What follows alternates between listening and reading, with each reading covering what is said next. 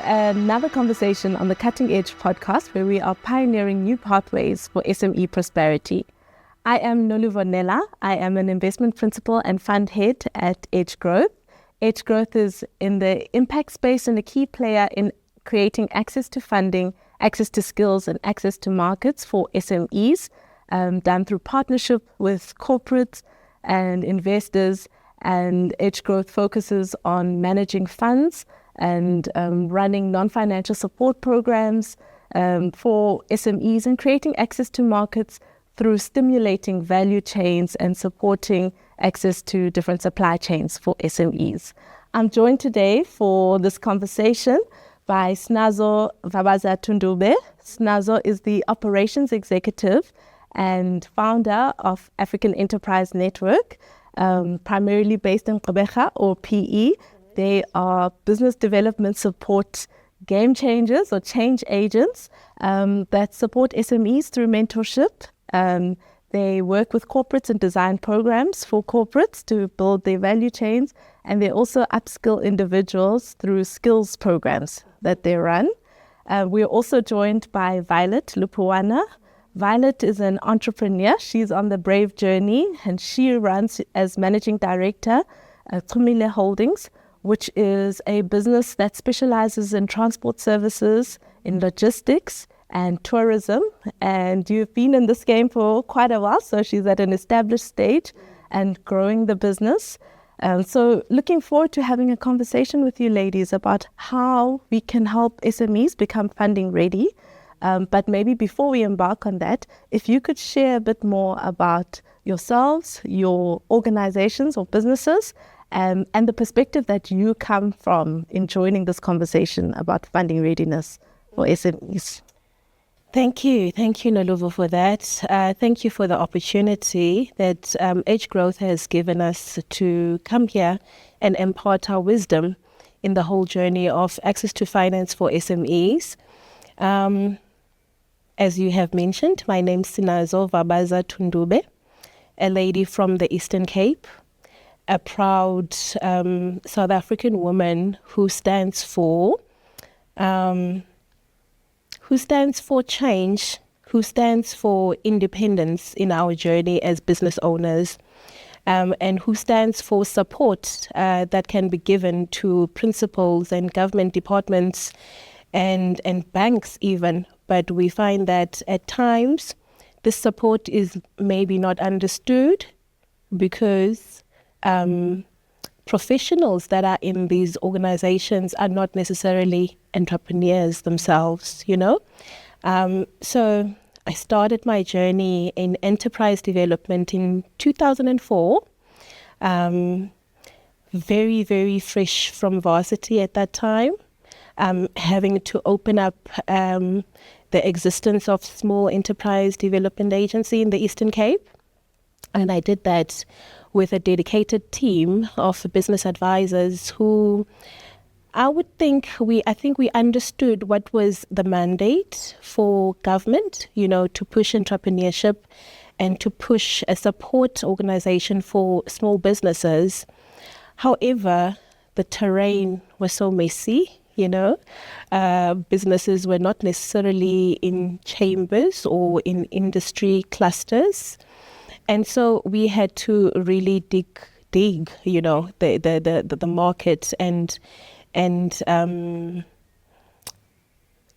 put cohorts, put structures for those industries so that when support does come, support is industry specific instead of it being a blanket approach, for businesses.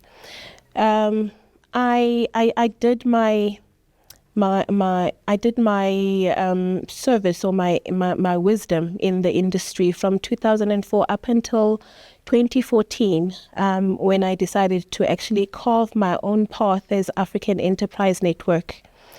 Mainly frustrated by the time, it took for decisions to be taken, So I thought, surely I can still plow in enterprise development and make my mark outside, as a change agent that is now partnering with my former employers And so that's when African Enterprise Network was independent and born and fully fledged. So we do our support into the industry through 3 critical pillars. The first one being skills development. Without skill, there's very little that we can do as small businesses, even corporates. So skills development is a pillar. Enterprise development is a pillar where businesses are able to receive much needed business advisory, much needed hand-holding, much needed coaching and mentoring. And then of recent, preparing those businesses for access to investment, access to finance. You find that small businesses might understand that there is a panel out there that needs to hear their business case that will make a decision. But what those elements are that drive to an approval, they have no understanding of. They have no understanding of how to actually structure their applications so that they get to approval stage.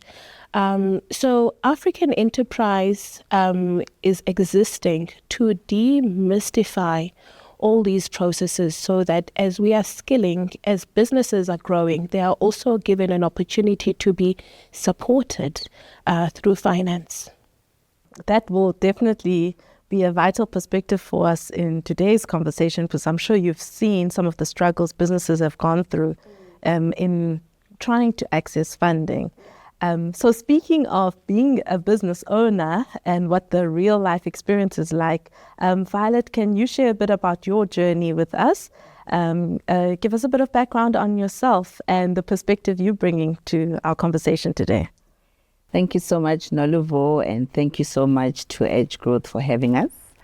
My name is Violet Lupuwana, and I am the founder and the managing director at Chumile Holdings. We're a transport business, we're a logistics business, we're a tourism business. So I run those 3 divisions, just like FNB has, or Rand Merchant Bank has division of. So that's how I've structured my business too. All right, so now the company was founded in 2012 after an exciting career as an industrial engineer, also from this frustration of saying I'm adding value to that particular organization that I was working at. But I felt that Violet is bigger than just the engineer. She was bottled too. So I knew that I had solutions for multiple organizations that I wanted to deliver. So I'm a person who says, why should I ask for permission? Why not grant myself permission? So I granted myself after, of course, trying to get permission from others. And I realized, but why am I asking for permission to live and to fulfill my purpose in life from my bosses who probably don't have their own purposes figured out? So in 2012, I ventured into, also surprisingly, I also started off as an enterprise development company, because at that point, service is what I had. I had no vehicles at that point. So I had myself, my IP, my knowledge, my experience that I had to share. So part of the knowledge, besides being an engineer, I'm also a training facilitator, assessor, and moderator. And then I'd been trained to train corporates on BEE. So then now I'd gone around the country, trained different corporates on BEE, migration from the 7 pillars to the 5. And then I found the gap for big businesses are asking me questions on how to comply, and they don't know where to find small businesses. And here I am as a small business myself, and knowing of other small businesses who need the funding, but don't know where to get it from. So I became the bridge between the corporates and the small businesses, being a small business myself, by educating the big business, by linking them up with small businesses as well. And like Sinazo and yourself correctly said, 3 things that are needed in terms of development of SMEs. It's access to finance, access to markets, and capacity building, which is the space that you both play, which I also played at some point as a training facilitator. So as an entrepreneur myself, so I had started the journey then now by training, and I trained for corporates, I trained for government, and one of the, because I left work and then I started a training company, but you need equipment, right? You need like a projector, you need a laptop. And at that point, I heard of the National Youth Development Agency, NYDA, that they had a grant funding. So after going to several workshops and going to ED incubators, you hear of all these programs and your organizations that help. And then now I went to NYDA as an entrepreneur to go access the grant. And the response was that no, but you have a bad credit record. But I'm like, does people who go to SASSA need a good credit record? A grant is a grant. Why would you need to have a clear credit record? But having gone through this journey and being now, my advice to entrepreneurs or those who wish to leave corporate and go into entrepreneurship is to make sure that they have their records cleaned. Because I didn't know that it mattered at that point, because my argument was, hey, but it's a grant. So that was my first attempt at getting funding for my training business.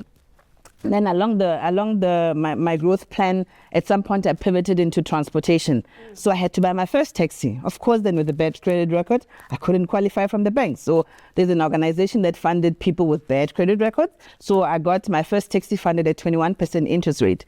But because I needed an alternative to my salary that I wasn't getting anymore, because entrepreneurship is entrepreneurship.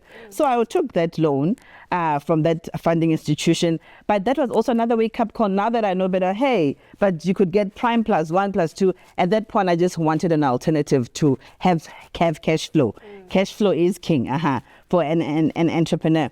So went through that journey. And then once now I started the transport business, cleaned up my stuff, wanted to go back to NYDA. I was still youth at that point. They told me, hey, your turnover is too much, so you don't qualify. I'm like, hang on, I didn't qualify because I had bad credit record. Now my turnover is enough to go. When am I ever going to qualify as an entrepreneur? So those are the hurdles that we go through, that nobody really prepares us, nobody really educates us. And I said to them, but in your T's and C's, nowhere did you say if my turnover is this much, you won't give me funding. So who's the right candidate for getting funding? Maybe the lesson that I've learned now is that there are different institutions that fund people at different growth stages.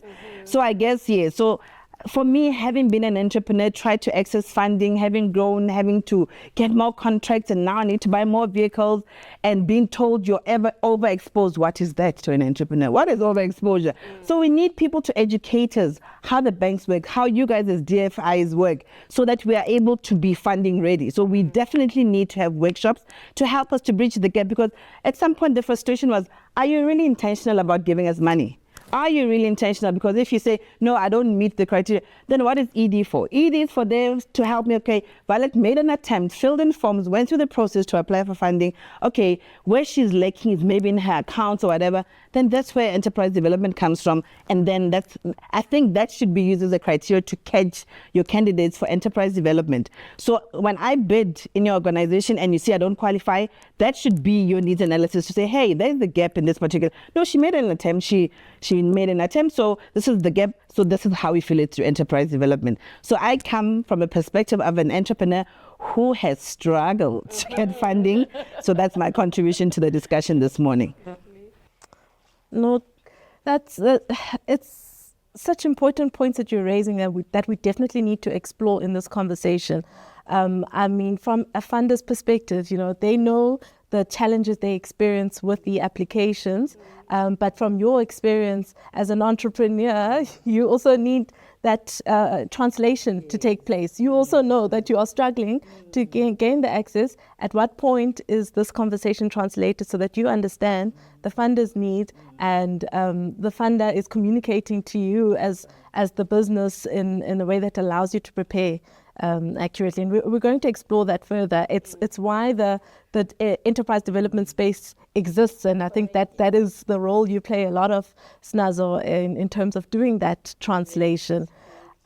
So just thinking about the space of funding businesses and funding specifically SMEs who deal with a lot of barriers to entry. They struggle with barriers to accessing supply chains, and they're struggling with barriers to accessing funding itself. And you see the ecosystem trying to assist. You see early stage funding becoming more of a thing. This was more taboo because it's considered risky, but you're starting to see that there are more early stage business funders that exist. There's purchase order funding that is there to assist if you only have a contract but not necessarily a bigger business case. There are grants that are starting to become more purpose-driven and targeted where development finance institutes are concerned. There's more non-financial support programs happening. And all of that should be saying that there's more access to funding as a result for SMEs, but it seems like there's still a disconnect. There's still, applications are coming in and they're still getting that decline for reasons that are becoming difficult to understand on the business owner's side. And maybe not explained. And maybe it's just because then the question is the intentionality. There's money in the pot. The money needs to go somewhere. You want to give the money. They want the money. It's a matter of just bridging the gap between the two worlds. Exactly. So on just that, in your space, in your business model, Sinazo, you look to explain this to SMEs because your clients are the businesses that are trying to access different institutes. What does that, painting that picture for entrepreneurs look like for you? What are some of the conversations you find that you need to have around what type of funding is available to you and what these funders are actually looking for? Correct.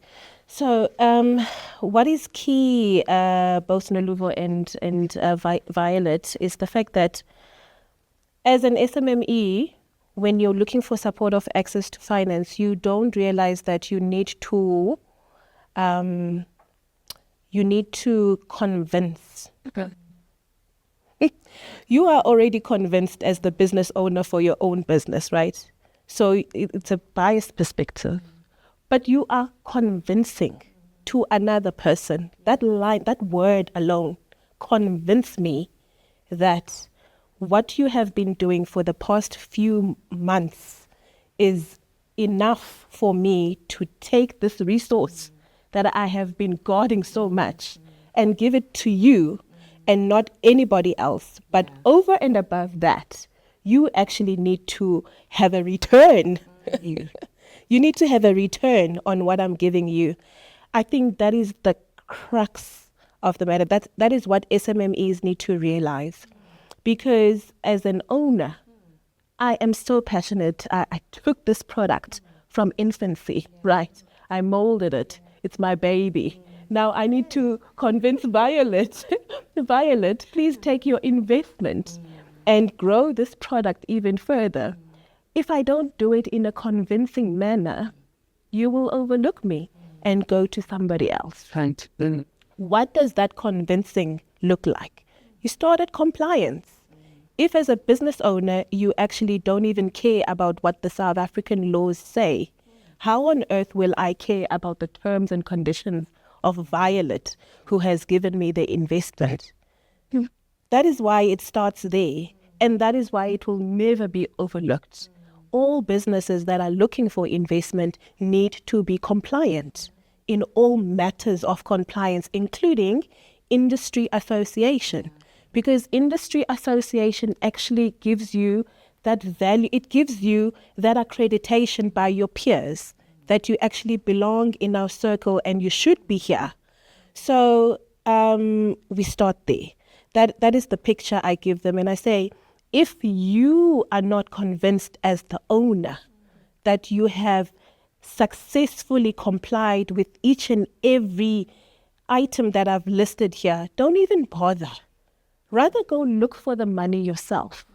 And chances are, because you've already molded this product to a point where it is, you are capable of actually raising that money. But if you are in the business of convincing another person, then secondly, with access to finance, industry support is everything, colleagues, so there is no way that you would say in access to finance, you have standardized your support. No, it needs to be industry specific. Violet is you're in tourism and logistics.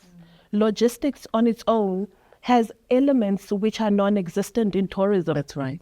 Do you get me? So what does that mean? It means agencies like Edge Growth would need to create a fund that speaks specifically to logistics. Otherwise, everything that we are doing is support on the surface. Otherwise, we're being lazy in our administration, in our support.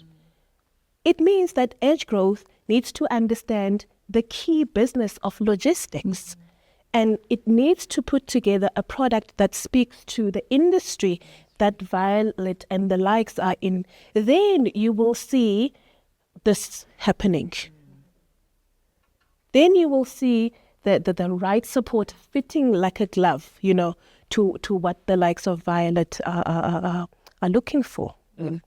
If I may add, by customizing per industry, then it also informs your ED. Because now you've done enough research to understand that particular industry so that you know what kind of support they need in terms of ED, which will lead them to now be ready. Because the worst thing we hear as entrepreneurs is, there's so much money out there, but we don't find the right really now. We don't find the right businesses. So what is? Come back to us and say, this is what right means within logistics. This is what right means within catering. This is what right means within tourism or training. So the missing gap is you coming back, because now we need to comply. She spoke of compliance. So over and above the business compliance, we need to comply to your criteria, Mr. or Mrs. Funder. So come back to us and say, for you to comply for my fund. And one thing, I'm also a business mentor. So one thing that I started educating entrepreneurs, I said, you need to understand that these funders run a business too. Because the worst complaint you hear among entrepreneurs, no, these banks don't want to fund us. Hello, they're running a business too.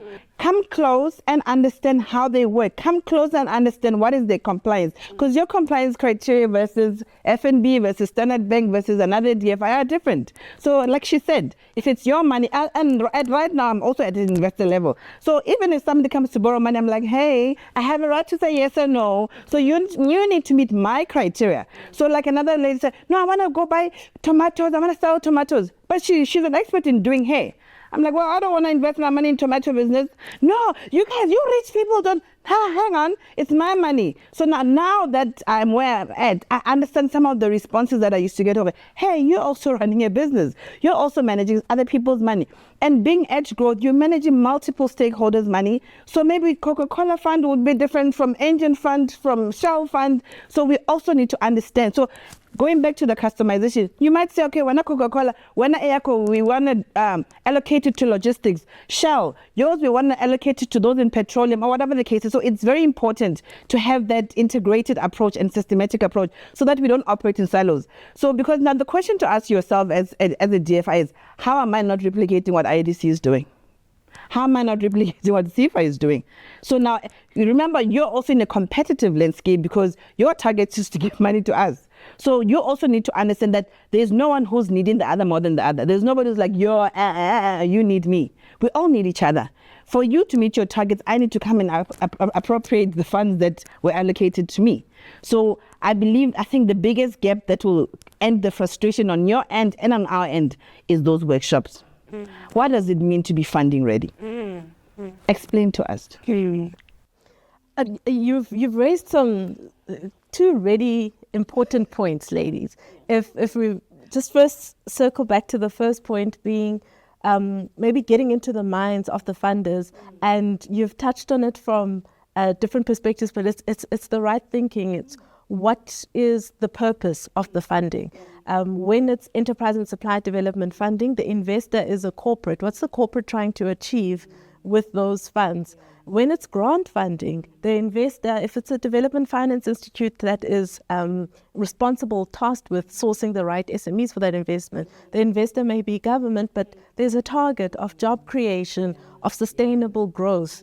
If it's a bank, there are shareholders that need to have a return on investment. So that speaks to the criteria then that the application is assessed with it. When they're trying to understand what your business case is and the viability of it, and they're trying to understand who you are as the jockey of the business and the entrepreneur and your team surrounding you.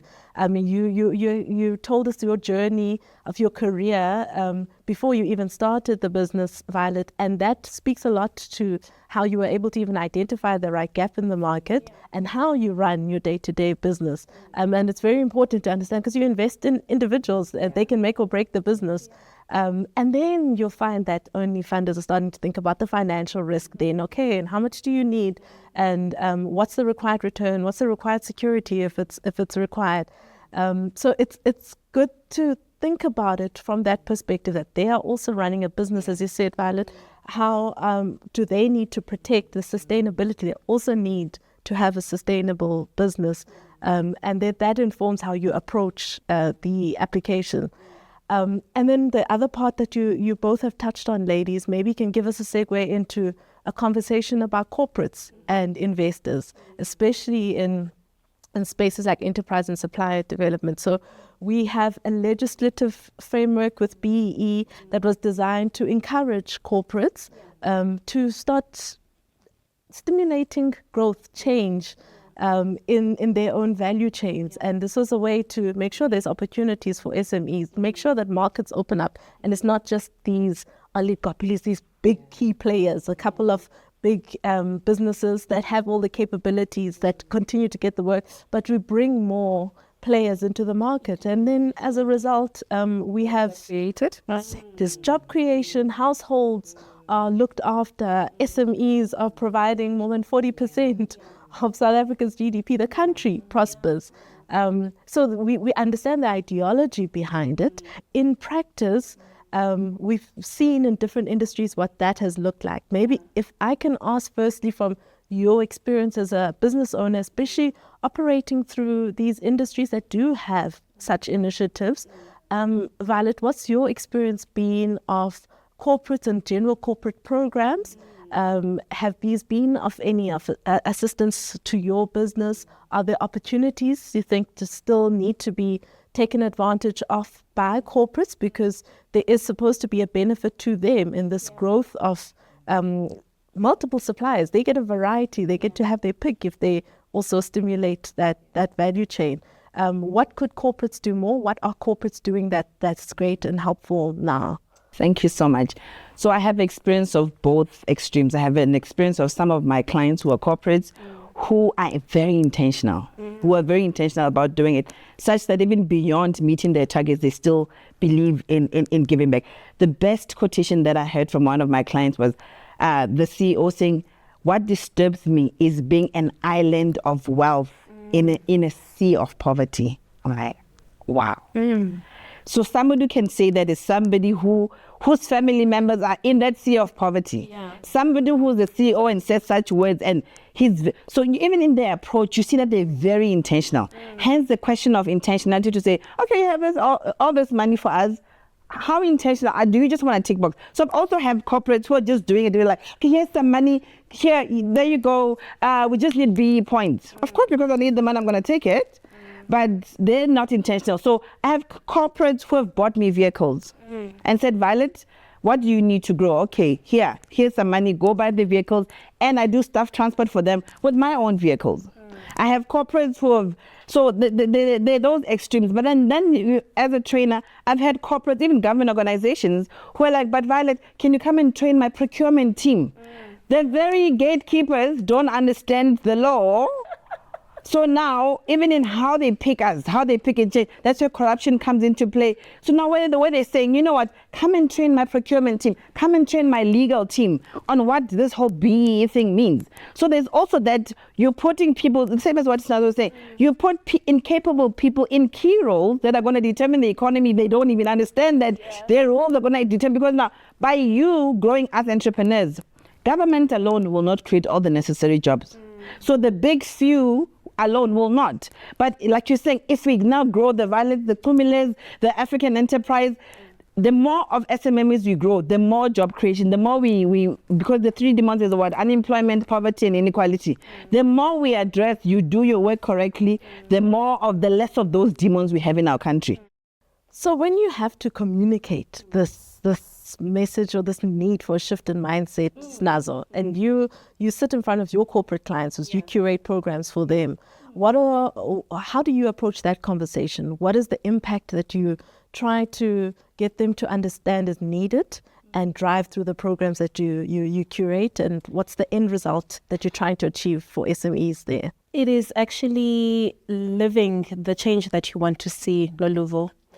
It is understanding that there is no shame in not having the practical experience needed for you to do your job. But the shame is pretending as if you can continue making key decisions, whereas there's a very crucial element that you don't have needed for that puzzle. So it is actually taking my colleagues, through a journey of real lived experience, to say, okay, let's just start with SARS. What does SARS actually say? Once you say you are a VAT vendor with SARS, what does that actually mean? It means that you are generating money for the revenue service. It means that you, as Sinazo and as Violet, you are actually generating money for the revenue. It means that the word employment is not there, but actually you are doing the job for SARS. And so what does that mean? It means that every single time you are invoicing, you are making money for them. And as soon as you falter on that for 1 month, you are in trouble. It's the practicalities that business owners don't actually realize up until they experience it. So how on earth will their supporters realize it when they've never, ever owned a business in their lives? And then, fine. There is a checklist there in Noluvo. We say, are you compliant? Are you doing this? But where is the empathy from that person who is receiving this application if they have not even taken an opportunity to be on the ground and actually be at that workplace or at that business for, let's say, 3 days, so that they can realize what this jockey is doing on a daily basis? Because then it changes the decision that is made. Yeah. Then then development and support has a very different definition altogether. It is real. It is authentic. It's having a look as well at let's say, an MOA with a principal company, whoever it might be, and having a look at the terms and then immediately identifying that these terms will never work for this type of audience because it's so far-fetched, But where on earth will you get that opportunity when you don't pluck yourself there? You need to make these decisions. You are at a very crucial position of making decisions, but never do you go on the ground and want to understand what these owners of small businesses actually go through. That is what we need to change as support agencies. That is what there's a beautiful reality that they have in Taiwan. So in Taiwan, every 5 years, they call them transformation contracts for the country, are actually opened up. It's a bid, and it's business owners who bid for them. They come together and they form a conglomerate, and then they say, we will handle. In South Africa, they would say, we would handle triple BEE as this conglomerate, and then the performance of that conglomerate is then evaluated by the community, the business community. So imagine if key decisions that needed to be taken would actually go via the chambers. Because in a chamber, you have a cluster of business owners, of industry heads, who have the realities. So there has to be a change in how we've structured decision-making panels. There has to be an element of each so that those decisions are really informed decisions. Yeah. Great. Then we have this buy-in, we have these funds set up. So when we talk about the corporates, we're talking about the ESD funds that are managed by the likes of H Growth. And you've got the other funding that we spoke about earlier that exists in the ecosystem. We all understand what the business owners need in the ideal world.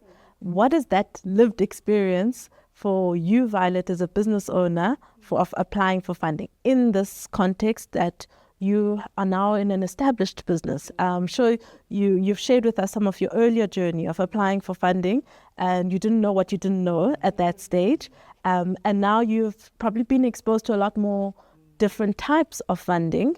What learnings have you taken from that at this stage? And if you had to go back to yourself at the beginning of setting up your business and needing to access some capital, what would you have done differently, knowing what you know now? Okay, thank you so much, Noluvo. So going back to the professional me, I would tell myself that it matters how you handle your finances. Because now when you're going to skip corporate and go into entrepreneurship, that's the only background or record keeping. So record keeping is very important. Right now, they'll say, give me your AFS, give me your bank statements. So how you conduct your finances, even in your personal capacity. Remember, you said it's also about you looking at the jockey. So by understanding while I'm still in corporate that, hey, someday if I want to go into business, I'm going to be the jockey. That's just, and decisions are going to be made for my business based on how I conduct my financing. So also understanding, taking time to understand how the finances work. Also understanding that they run a business, which was a later realization, because now we become, as SMEs, we become victims and say, no, they don't want to fund us. But hey, the realization came much later to say, they're also running a business. Go to them. So how do you work? Like right now, that's the conversation I have with my bank to say, okay, I even learned that now they create facilities for me, because I remember I did a training, or my business was used for a case study. Standard Bank they were learning at Henley Business School. And so hang around the bankers. And then after class, this lady says, no, here's this bus company. Get what's up? Saying, I need 19 coaches next week. I'm like, see?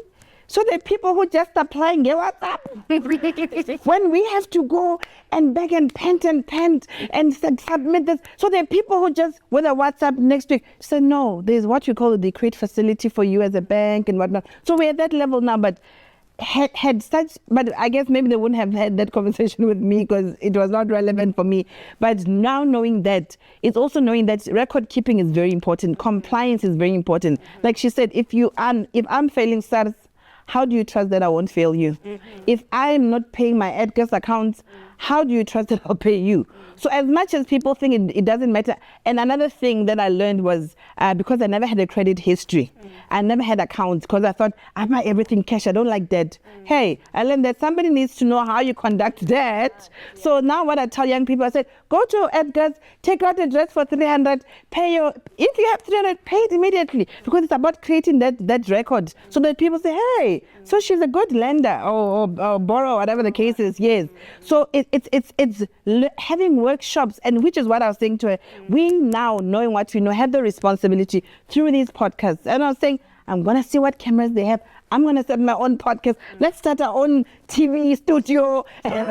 But it's through creating those platforms. And I said, let's go back to the universities and educate them from varsity level to say, who said you need to go queue for a job? You can be employers too. But hey, in order for you to comply for finance, which is one of the factors we will address, you need to conduct yourself in this way already. So having good accountants, that's another learning we discussed about, that how we've been screwed by accountants before. So it's also knowing that cheap is not cheap. Because we start off as entrepreneurs, you're a one-man show, you employ cheap, you get cheap accountants, hey.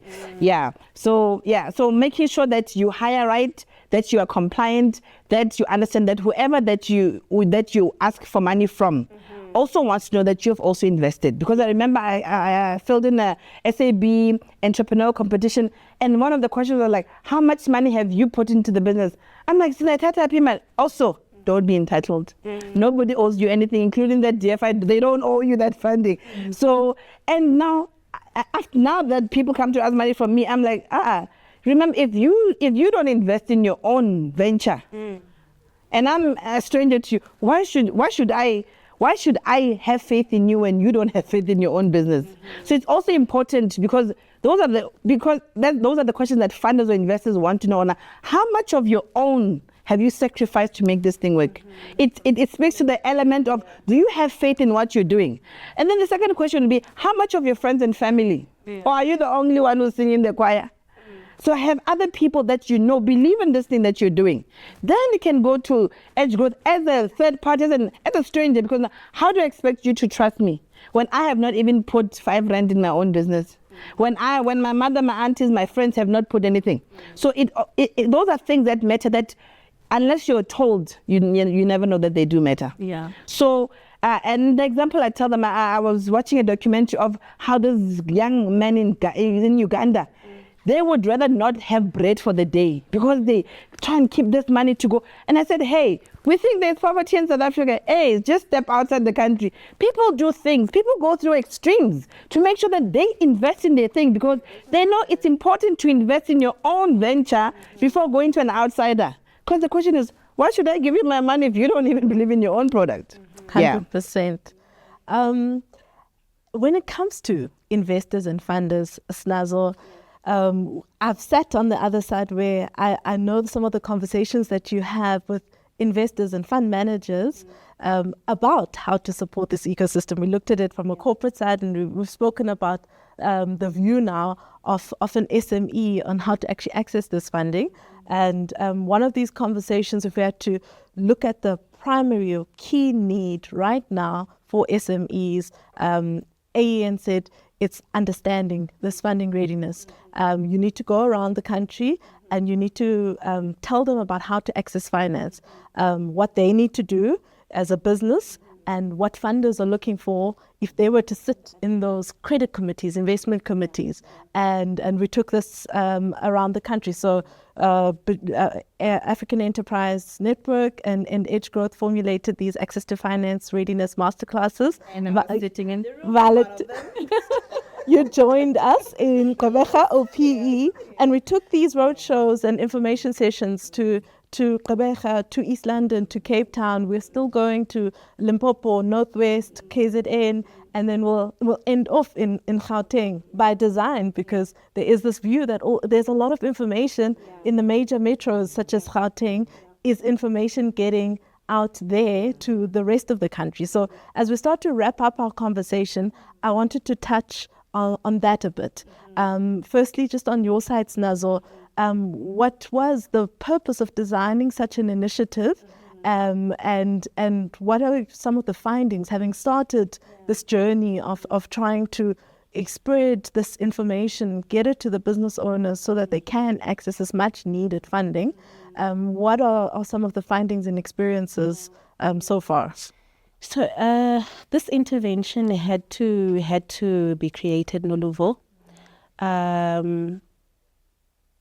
Picking up from the background that, as you mentioned, SMEs contribute 40% of the current GDP in South Africa. Current GDP sitting at 4 or 5 billion USD. From SMEs contributing 40% of that, and then over and above, there's another mandate of employment. SMEs needing to employ up to 11 million South Africans by 2030. That is according to our National Development Plan. big number. That is a huge mandate. I don't even think South Africans know that, because we don't read. We on the job. We're working, right? So now the question is, how do you get there? How do you get there? You get there by giving whatever support is needed, of which finance is one of them. But now, how do you ensure that that application of finance is approved, whereas the background evaluation information is not known of? You know, how to structure that application is not known of, you know. The fact that bad governance of your business could be a huge deterrent, regardless of the fact that you have a beautiful product. You know, that is a huge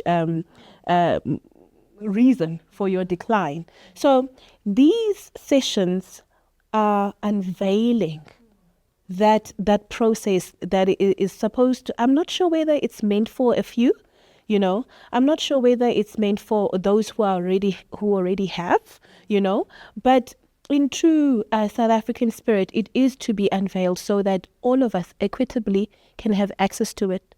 All of us can actually have an opportunity to structure it in the manner that it needs to be structured.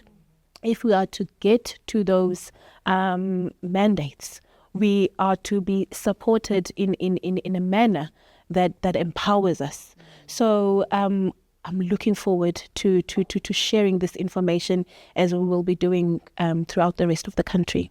Great. And in one word, maybe effective, not effective, and very briefly, if more is to be done, Violet, you've been part of, whether it's the masterclasses or other information sessions and boot camps, from an SME's perspective. Are they effective, not effective, and is there more to be done, which will probably take us to another conversation, which we won't unpack right now?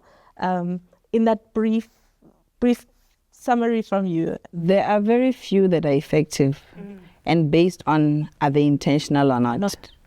Those who are doing it to just have attendance registers of 1,000 entrepreneurs. So for me, it's like, whether it's a Transnet calling us, first tell me, we called us here last year, what did you do? What have you done? And in my province, don't come and tell me Gauteng testimonies of how many people you funded in Gauteng. We're in the Eastern Cape now and you come here every year. Start telling me statistics of who you've impacted. Let them come and give their testimonies. So very few, because very few are intentional, have been impactful. But those who are doing tick box, same old. I say, hey, don't call us to come eat your croissants. We can afford croissants now. Because it seems like, are you just calling us to come and eat muffins and croissants? Okay, we've grown to afford croissants, so please stop wasting our time. If you're not intentional, leave it. Do it well or don't do it at all. Perfect wrap up. Violet, Sinazo, thank you so much for having this conversation with us. I think we've touched on a lot of critical topics that we probably would need another 3 hours to unpack further. But it started the right conversations from all the critical perspectives. What funders need to understand and think about, what corporates who want to play within the space need to understand and think about, what the SMEs that want to be assisted within the space and want to grow need to think about, and what key change makers within the ecosystems, enterprise development support agents need to think about and focus on. And if there's any takeaway from this, we hope that it will actually get more questions asked and more conversations going in the different platforms that the conversations from those who are joining us and watching will be chatting about that. So thank you, ladies. Thank you for having us. Thank you. Exploring this and topic. Thank you for investing in our province. Yes. And being intentional about being intentional. Very Eastern Cape. It has an unfair image of being the poorest province, and it is producing a lot of really great business and great professionals. So we are taking it to the different provinces. We will be having this rollout of the Access to Finance Masterclasses continuing in the rest of the country. To find out more information for those who are joining us on the podcast, you will find information on Edge Growth social media pages and website. You'll find information on African Enterprise Network social media pages and websites. And with that, then it's a wrap. We thank you for joining us for this conversation. We hope that it has been stimulating in terms of thoughts of how to do things differently and be more effective, and helpful to those business owners that are critical and the backbone of our country. We hope that this has been helpful in how you can better access funding. And if there's more information needed, you know where to reach us. Then join us for one of these sessions so we can share a bit more. Thank you for joining us on the Cutting Edge podcast. Looking forward to seeing you again on our next conversation.